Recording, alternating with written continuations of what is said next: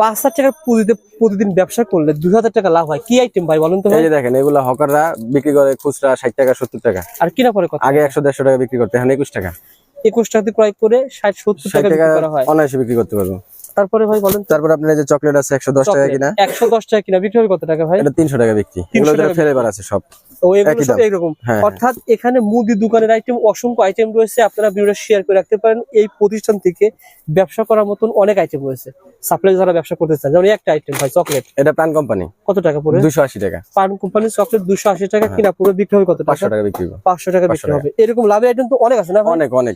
এরকম লাভের আইটেম দেখেন, সরিষার তেল আপনার কিনা পরে কত টাকা বিক্রি করে? এটা আপনার কিনা পড়তেছে 11 টাকা, আর বিক্রি হবে 30 টাকা। বিক্রি হবে 30 টাকা। টাকা। দেখেন এরকম আইটেম কিন্তু আরো রয়েছে, বড় আইটেম রয়েছে, ছোট আইটেম রয়েছে।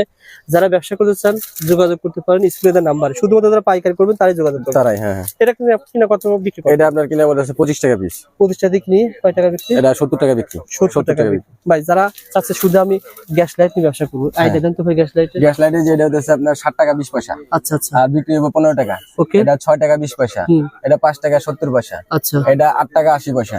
এগুলো আপনার 15 টাকা খুচরা বিক্রি। যারা ব্যবসা করতে ইচ্ছুক তারা সরাসরি চলে আসবেন ঢাকা চকবাজার, বেগম বাজার, এনআইটি মার্কেট, জি। মিসেস ফারুক।